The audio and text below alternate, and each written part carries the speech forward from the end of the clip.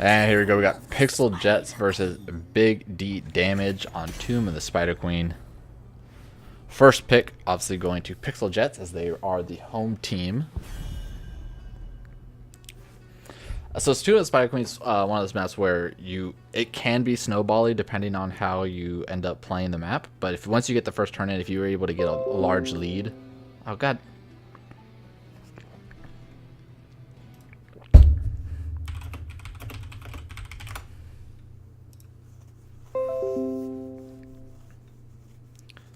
So yeah, Tomb of the Spider Queen thing, I dropped like my OBS crashed a little bit right there.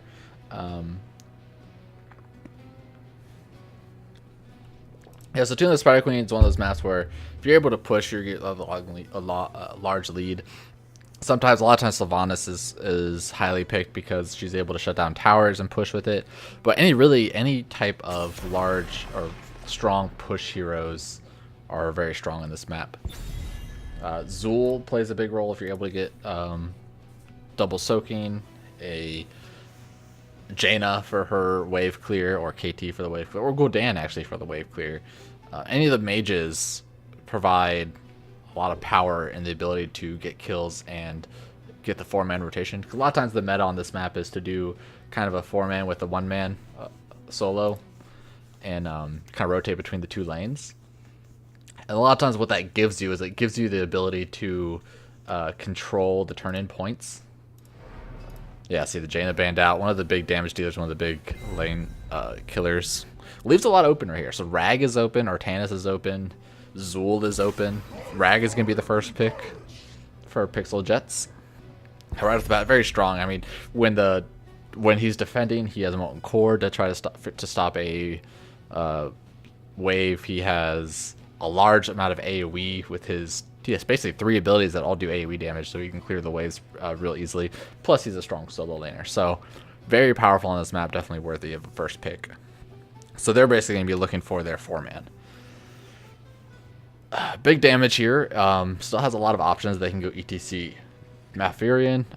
The Lucio was banned by Pixel Jets, even though they're first picking Ragnaros. So I think Big Damage is going to be wanting to take their healer here, guaranteed. Yep, the dynamic duo ETC Malfurion. You see them pair it up a lot just because of their synergy is so easy with the ET Power Slide and the Malfurion roots. Plus, if you pair Malfurion with any type of mage, and he is sort of an enabler with his trait, giving people mana, his Innervate. Plus, he can give vision with Scouting Drone if he needs to do that, if he doesn't need to give the Innervate, and allow to see a lot of the rotations or any ganks. And we see Joanna, their tank for their... also gives AoE in the rotation. So far, Joanna has more AoE than ETC and Malfurion until ETC is level 4, unless Malfurion, or if Malfurion goes Moonburn. If either of those two things happen, then so far Big Damage does have more wave clear. Now the last pick here, they decide to pick Medic. Interesting.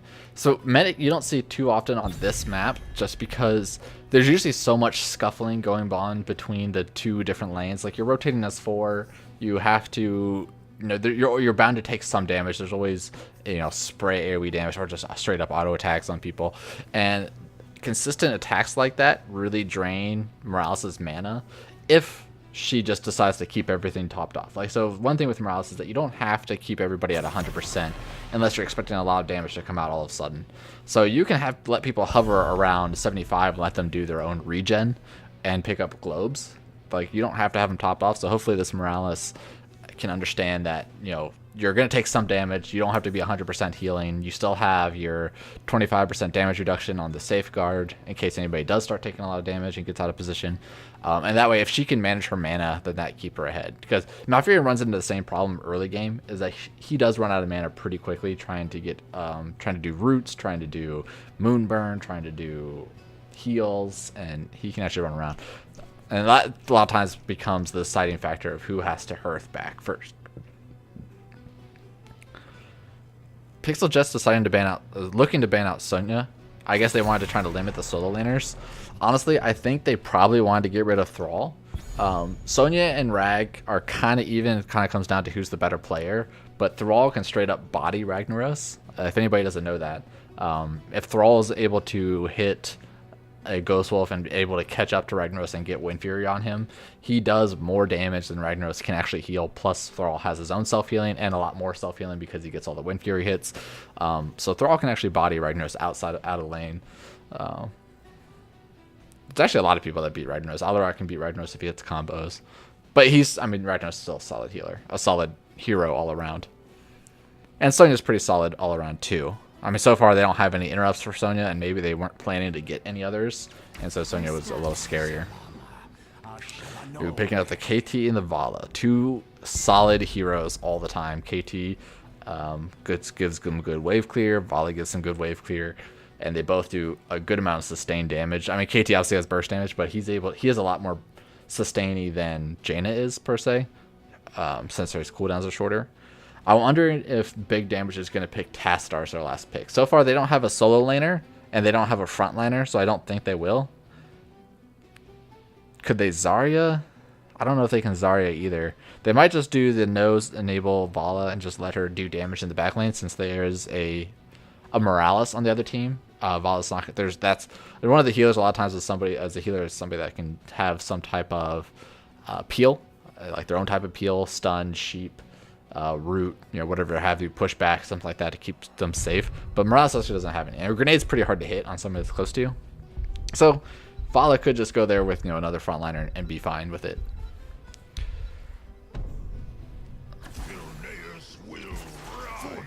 Interesting. So picking Anub'arak, he's kind of been the new hotness this month, the new flavor of the month, with people, I guess, realizing that he has Dampen Magic, even though he's had Dampen Magic for a while. He hasn't had any buffs yet. Oh, sorry, hit my mic. He hasn't had any buffs yet until this upcoming patch tomorrow. So we'll see on my Chair League games tomorrow how that goes. But he's had Dampen Magic for a while. I guess all of a sudden people just remembered he has Dampen Magic, and so they're picking him up again. But I'm actually way more interested in the Greymane. So far, I think they actually they completely lose the 4-man rotation if they decide to do it. Because there's just not enough AoE damage on the side of Pixel Jets to do that. They can definitely dive onto the mages, but ETC Malfurion is pretty good peel for that. I guess they're going to be hoping to get some of that burst damage in the late game between the 3 stunts that they have plus Greymane. Ooh, Varian. Big auto attacker, somebody that can lock somebody down if he decides to go taunt, somebody that can do a lot of damage if he decides to go Colossus Smash. I think Varian still has a place. He's not as high priority as he used to be with the stun nerf, but he's definitely still in there. He still has the downfall of not really being a hero until level 10. And if he's going to be their solo laner, that's going to feel really bad for them on the bottom lane.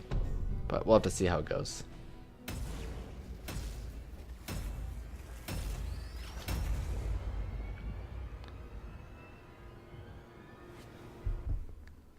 Ooh, so close on the Portrait City. I actually talked to this guy in the chat before we started this game because they've been in the lobby for probably about like 8 minutes. And I was like, Jason, you better change your portrait or I'm going to be tilted. But he decided not to, and I'm tilted.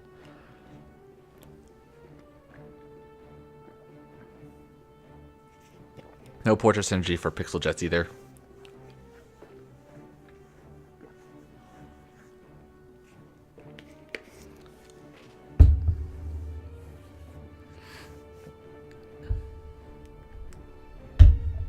So right off the bat, I think I like Big Damage's team more. I think their sustain and team fighting ability is going to be higher up there. So we got Pixel Jets, we got Twist X on the Morales, X Zact on the Anub'arak, Ek on the Johanna, Max, what is your name? Matt Trister on the Ragnaros, and Mariri on the Greymane. On the right side, Big Damage, we got Jason on the Varian, Apocalypse on the ETC, Cartographer on the Kael'thas, Chewy-san on the Vala, and Grenadier on the Malfurion. So, talents right about, we're going to see Convection from the KT, so he's going to be looking to be safe once he starts stacking it up, but he's going to be the bait right off the bat, trying to Gets one stack right there. Prog Rock from the TC, since we are going to be doing, ooh, look at this, they're doing a little bit of the minion push, trying to keep it on their side of the map, or at least their half of the lane. It slightly works. You can see they're going to meet right here instead of in the middle. But since, I mean, ETC is going to be going back and forth, so we're going to get Prog Rock. We have the cocktail build from Greymane, which is good on this map just because there's going to be that 4-man that everybody's going to be able to kind of stack up for those cocktails. So far, killing the lane's been a little bit slow, so they're going to be a little slow to react to the top lane. We're seeing 2 in the bottom for right now, and I think that's okay since they don't have anybody that can really kill it. They'll be able to kill the other lanes fast enough. They'll fall probably a little bit behind, but that's okay.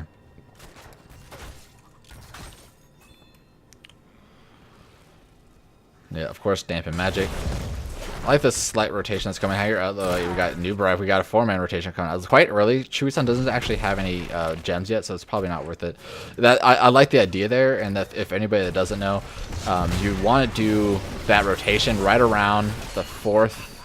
Hold on, a little bit of the way. There's Varian's still going for it, even though Nubarak's back here ready for a kill. And there's the first death going for first kill going to Pixel Jets. They are going to barely get soaked. They're actually going to miss some soak up here, and early game kills are not worth missing a minion lane. So you see that they got the first kill and missed what, 3 minions and are even on experience. So you can tell right there that kills are not that big of a deal. Granted, it did give them a gem count lead, which is beneficial, but better catch this other lane. But anyway, yeah, so what I was saying before, on this map, roughly around the 3rd or 4th wave, like right around when you get, like if your bottom lane has 10 to 12, it is usually worth it to rotate to the mid lane, kill the mid lane, and then have 3 of those members rotate to the bottom to try to gank the solo laner. And if you, because the solo laner is going to have a good amount of gems by himself, that actually disrupts, 1, disrupts the rotations, 2, it disrupts. Medic is going to come out here and get a 2nd kill with a KT follow-up.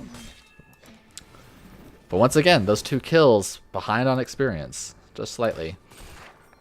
But yeah, so like, see how Raga's carrying 15 right now? That's a good chunk of change for them, and will, 1, to delay their gem count, and 2, mess up the rotations, so somebody will have to go down there. But they're just, I mean, big damage is just, they're playing to their name, they're looking for that big damage, they're trying to go for those kills. They're only slightly ahead in experience because they were able to catch a lot of that top wave. I'm trying to just catch all the action back and forth. They're seeing a little bit of rotation to the bot lane, see if they're going to be able to catch him. But Ragnaros runs up to him, and he's going to see it. No big damage. Greymane is going to go full cocktail, so once he hits 7, we're going to be looking for his questing talents. So far, Pixel's not able to turn in yet. Sorry, I'm trying not to. I guess I should stop trying to move around so much. They're looking to get a little bit of a deny here of gem turn-ins. Both teams are able to turn in now.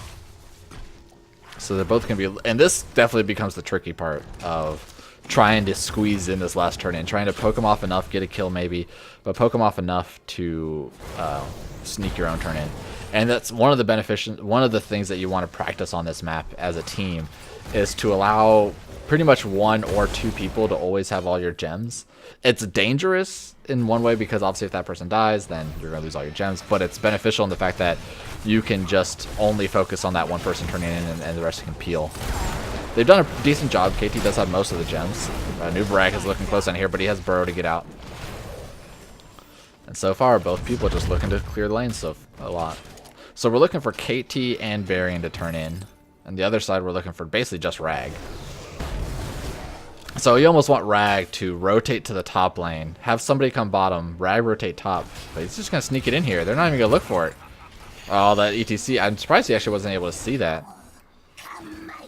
So first Web Weaver's going to Pixel Jets, and we're going to have to see how they're able to get their advantage here. If they get a lot of structure damage, man, that damage on Morales. They're definitely focusing on the Morales. The Nubarak Damper Magic playing playing a role, but the Morales healing is just too strong. Varian's actually doing a pretty good job against the Johanna, which I'm kind of surprised about. Going full parry build. We got the cocktail build. Holy crap, Grandman's cocktail has been doing work so far. He is just up there with the almost halfway done. And so far, it looks like Big Damage is just a little unfocused on where they want to go. That Quota Grenade pushing the ETC back, but he has a slide to barely keep him up. No, but the Greymane Cocktail securing the kill in the back line there. First kill for Pixel Jets. And so these Web Weavers are all pushing into... They all got the well, which is pretty typical. But no forts, which is ideal for what they want. It does give them a level lead. KT is nearly done with Convection, and then he can start playing super aggressive and not really caring. Top fort might still... Yep, top fort goes down. Gives them level 10. Full level lead here. I think there was just a lot of misfocus from Big Damage of where they wanted to defend.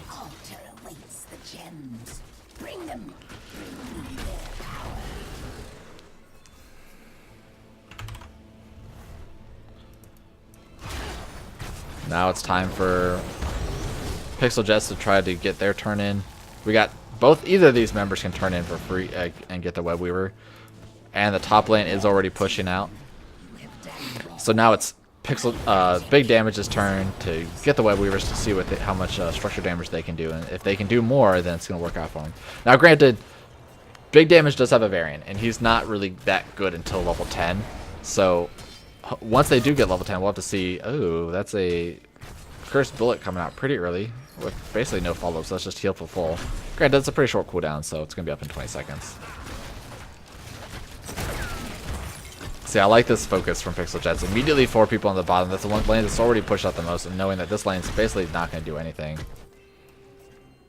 KT is nearly done with Convection. Uh-oh. Level 10 hit. We have Taunt available.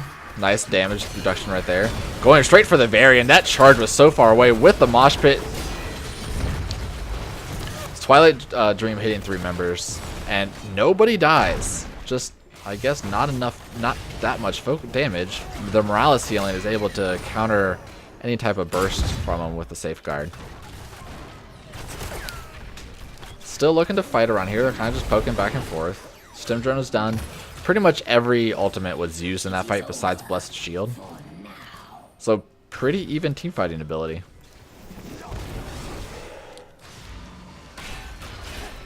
Pixel Jet has another turn in, so they're back in the situation of doing this dance of trying to peel, and now Big Damage is just going to play goaltend. Ooh, if the rest of this team was there for that engage, that would have been a dead Morales. Jason's in a tough position right now, trying to use his slow as a peel, but the KT damage is just doing work. And he's finished his quest, so he just does not care about his position anymore. Uh-oh, Varian. Or Ragnaros, rather. Both teams just looking to poke as much as possible. Ragnaros is going to be able to sneak bottom here, though. Especially since he's able to click it before the Vala. And that gives the second Web Weavers to back. These are just back and forth. I mean, they're just going to chain Web Weavers here. If they don't lose too much ground, then it's perfectly reasonable for them to constantly fight Web Weavers. But if you look at the structure damage here, I mean, you can see that Pixel severely out-defended those Web Weavers. Looking for the push on the Ragnaros. Not enough follow from the team. The team just was a little bit slowed. Peeled by the Johanna, which is perfect for him. A nice slide, trying to focus on the Morales again. And Johanna back from Malfurion hitting just the Greymane. So he's not able to dive onto that Vala. And another Forge is going to go down. Level 13 hit for Pixel Jets. All normal talents. We actually see Cocoon coming from Nubarak, and so if we're gonna look and see if he's gonna Cocoon the Malfurion or one of the damage dealers, or yeah, I would imagine they're trying to do the Malfurion. Especially right here would be a great position to Cocoon. But decides not to. I guess he realizes that he's not in the best position. Malfurion has to go around the long way. Hey, Nikita.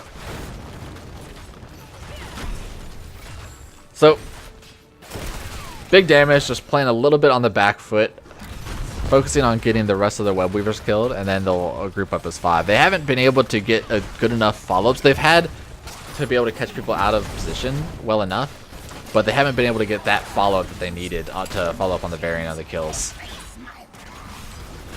Every quest talent is complete besides Prog Rock, which is not that big of a deal, but all the big damage ones are out there. Ooh, Cursed Bullet comes out to scare him off and misses. Again, short cooldown, so they don't really matter. Looking at the damage real quick, we have Greymane way up there for his team. Like, holy cow, nobody's doing damage for... I mean, I guess Ragnaros has been solo the entire time. And then KT, notably, obviously, is going to be top for big damage. Let's see if we're making any play for the boss. It might just be a bait. Just checking real quick. Anubarak's looking to engage. I mean, the rest of his team's not with him. Just going to poke for a little bit. Big Damage wants to try to sneak around, get into a position where they can sneak some gems going in. Ragnaros, though, look at this engagement. The perfect Ragnaros setup right here. Being able to stun the variant, but his parry isn't stopping him from taking so much damage. Trying to counter onto the Anubarak, but he's just going to walk away. Those Morales heals are just too strong. And in the back line, Ragnaros is destroying KT and then Malfurion with the Greymane follow-up. Now this puts Anubarak in a terrible position. But that was a great engagement there with them pretty much running all the way up here and his team following up. It's almost like they baited everybody to turn on that Anubarak right on top of this fort. And Ragnaros is like, hey guys, I have that thing where I do a lot of damage to people. I'm actually the big damage, says Ragnaros. And that's going to net them the first keep of the game at 12 minutes. And look at that. I mean, that did catch up Ragnaros a little bit. Only got about 6k from that fight.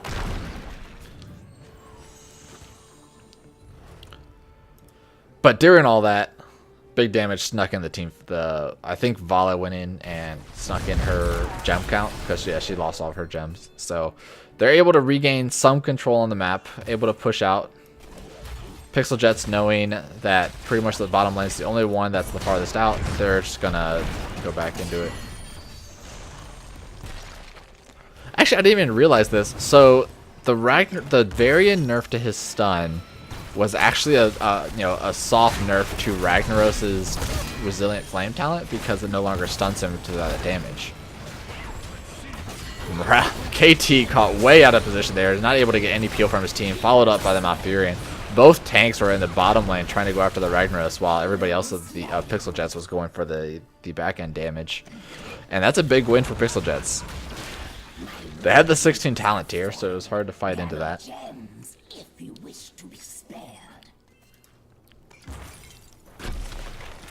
Yeah, Epicenter, Giant Scorcher. Now with 3 members dead, level 16 talent tier, they're going to make a play for the boss. And this should be a pretty easy boss.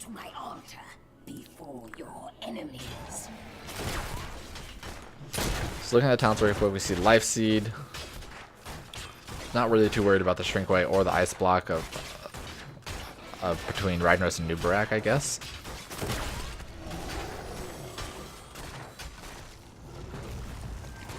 I actually like Encore a lot more. So you'll see Breeze and a lot of the other HGC pros when they play ETC taking Mic Check, which does the double drop, the drops to drops his W after he does the first one. But I actually like the Encore, especially with the new meta of having a bunch of front lines. It's up all the time. It gives you so much peel.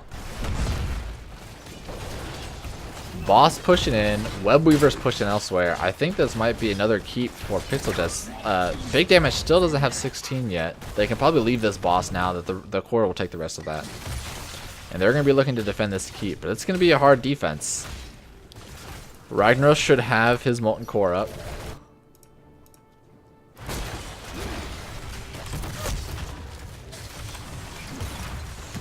Yeah, just does have Molten Core. That keep dies so quick. Vala's out of position, almost looking to get turned on. Big Silence only hitting 2 members, but here comes the Ragnaros with the look at everybody running into it. They're trying to interrupt that, but that stun right on the ETC mosh pit. What an unlucky time to mosh pit. And then coming into the Malfurion, hitting right on the spot.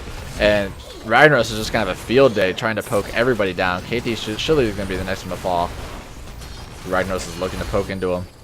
I just want to watch this come out. Nope, I guess he just came out of Molten Core. But during that, Varian actually died. And this is going to be game. Those two Web Weavers pushing into it. I mean, that Molten Core, I mean, they were really trying to interrupt that Molten Core. It just was just a little bit too slow, and that put them all in a terrible position.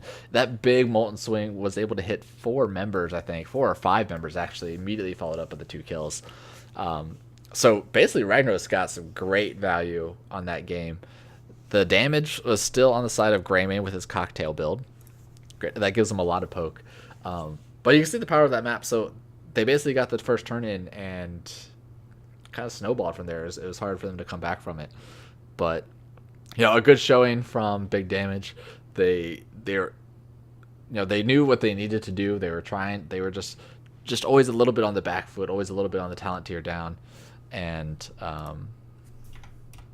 real quick, just always a little bit of the talent tier down to be able to really get their footing back. So, anyways, that was a good game, and I actually have. Sorry, the people messaging me. So that's gonna be it for this game. This is only best of 1, but I actually have another one in. It's what, 10, almost 10:30. I have another one in 30 minutes, 20 minutes, 10:40. So 10 minutes. I can't count. So I'm gonna stop the stream for a little bit, and then I will probably just put it back up on AFK mode, and I'll be back at 10:40. Anyways, see you guys next time.